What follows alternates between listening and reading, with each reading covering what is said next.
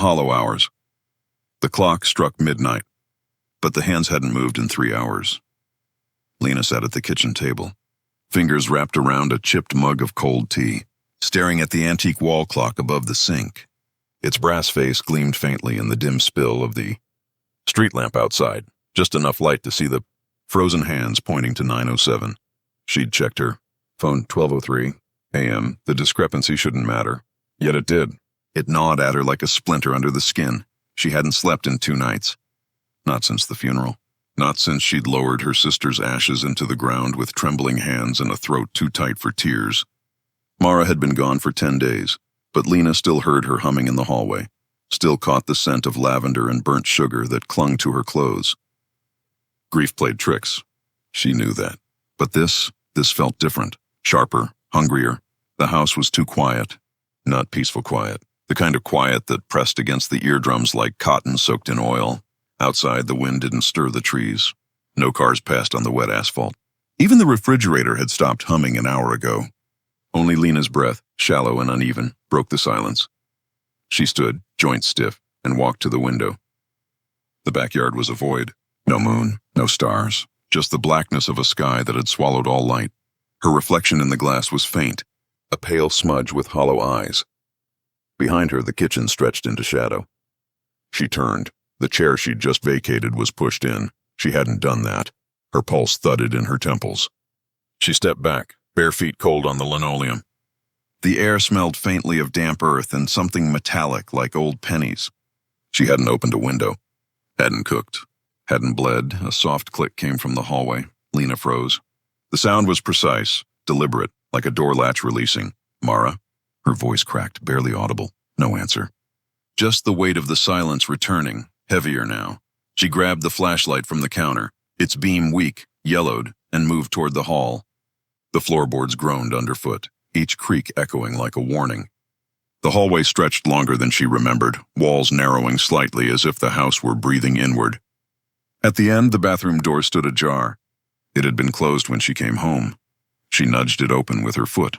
The mirror above the sink reflected nothing but darkness behind her. But the sink was full of water, clear, still. She hadn't run the tap. She reached out, fingers trembling, and touched the surface. It was warm. She jerked back. Water rippled, then stilled again. In its center, a single drop fell from nowhere, hitting the surface with a soft plink. Then another, and another, but the ceiling was dry. The faucet off. Lena backed out, heart hammering. She needed air, needed to leave. But the front door, when she reached for the knob, was locked from the inside. She always left it unlocked at night. Habit, Mara's habit. In case you need to run, she'd said once, half joking after a nightmare. Now the deadbolt was slid home. She turned, flashlight beam shaking across the living room. The couch cushions were rearranged. The throw blanket, Mara's favorite, the one with the frayed edges, was folded neatly on the armrest. Lena hadn't touched it since the funeral. She'd left it crumpled on the floor where Mara had last sat, wrapped in it, coughing softly into the night. A whisper brushed the back of her neck, not words. Just breath, warm, close. She spun, flashlight slicing through the dark. Nothing. Only the bookshelf, the TV, the empty armchair. But the armchair. It faced the hallway now. Earlier, it had faced the window. Her breath came in short gasps. She fumbled for her phone. No signal, battery at 12%. She opened the flashlight app, brighter than the dying beam in her hand, and swept it across the room. On the coffee table, a photograph lay face up. It was Mara, smiling, taken last summer at the lake. But the photo had been in a drawer, sealed in a box labeled "Do Not Open." Lena hadn't looked at it since the diagnosis. She picked it up. The paper was damp, cold, and on the back, in handwriting that wasn't hers, scrawled in smudged ink, "You left me alone too long." Lena dropped it like it burned. She ran to the kitchen, yanked open drawers, searching for keys, for a knife, for anything solid. Her hands shook so badly she knocked over a jar of sugar. White grain scattered across the counter like snow. She didn't care. She needed to get out. Now. But as she turned, the overhead light flickered once, then died. Darkness swallowed the room. Only the phone's beam remained, thin and trembling. She backed toward the back door, eyes darting. The air grew colder. Her breath fogged in front of her. Outside, the night was utterly still. No crickets, no wind, just the oppressive hush of a world holding its breath. She reached the back door, unlocked it, twisted the knob. It wouldn't open. She shoved, pulled, nothing. The deadbolt on this side was also engaged. She hadn't touched it. A soft tap came from the basement door, then another. Tap, tap, tap, like fingernails on wood. Lena's blood turned to ice. The basement had been sealed since Mara's illness worsened. Too many memories. Too many medical supplies left to rot. She hadn't gone down there in months. The tapping stopped. Silence. Then, a slow, wet drag from below. Like something heavy being pulled across concrete. She backed away, phone light jerking wildly. Her heel hit the leg of the table. She stumbled, catching herself on the counter. The phone slipped from her hand, clattering to the floor. The screen cracked. The light dimmed. In the sudden gloom, she saw it, at the edge of the hallway, just beyond the reach of the dying glow. A shape, tall, thin, standing perfectly still.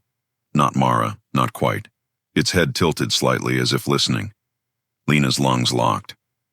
She couldn't scream, couldn't move. Every muscle screamed to run, but her body had turned to stone. The shape took a step forward, no sound. No footfall, just the subtle shift of shadow within shadow. She scrambled for the phone, fingers slipping on the slick surface. The screen flickered. Light returned, weak, stuttering. The hallway was empty, but the kitchen window, previously closed, was now open 6 inches. A cold draft seeped in, carrying the scent of wet soil and decay. Lena didn't remember opening it. She grabbed a cast-iron skillet from the stove and crept toward the window. Peered out. Nothing. Only the black yard, the fence, the neighbor's dark house. Then, a flicker of movement in the corner of her eye. She turned. The clock on the wall now read 9:08. Her breath hitched. She stared. The second hand twitched forward, then stopped again. Impossible. She looked back at the window. The gap had widened. Now 8 inches. 10. Something was pushing it open from outside. She raised the skillet, arms trembling. Who's there? No answer. Only the slow, deliberate creak of the window rising higher. Then, a hand appeared on the sill. Pale, slender, familiar. Lena's throat closed. It was Mara's hand. The silver ring on the middle finger, the one she'd never taken off, glinted dully in the phone's dying light. Mara, Lena whispered, voice breaking. The hand gripped the sill tighter. Knuckles whitened. And then, slowly, it began to pull itself up.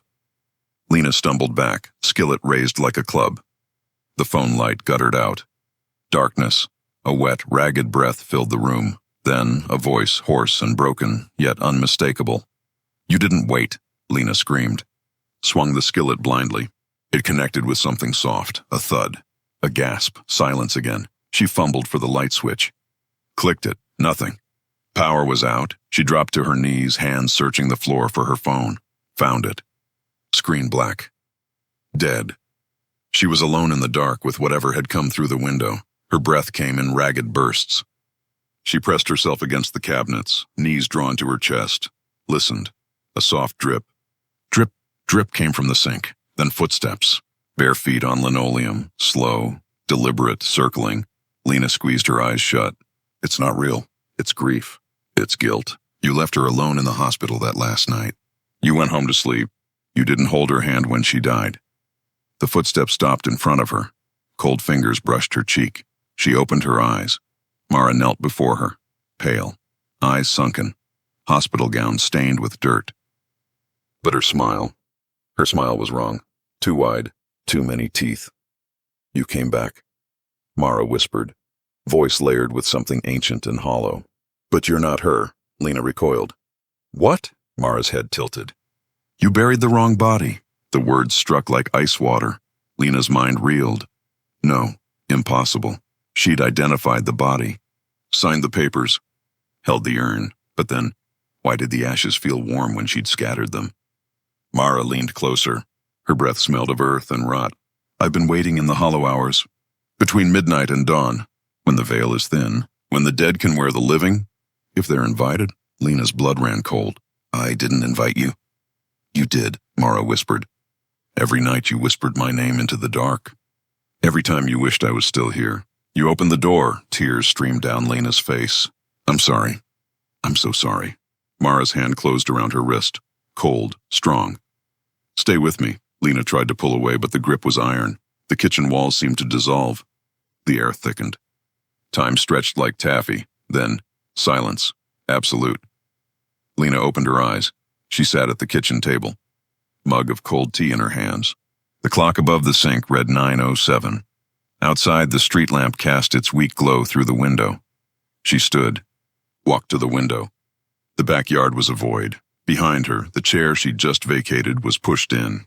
She turned slowly. The house was empty, quiet, still. But on the counter, the jar of sugar lay on its side. White grain spilled across the surface like snow.